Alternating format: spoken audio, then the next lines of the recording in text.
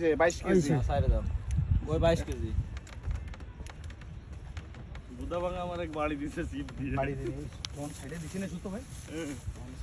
ওরে আল্লাহ শিশু কাতলা ওইসব কাতলা মাছ তো আষাঢ় দিয়ে উপরে ফেলানো যায় উঠে এই এদিকে সে ওই যে ছাড়াই গেছে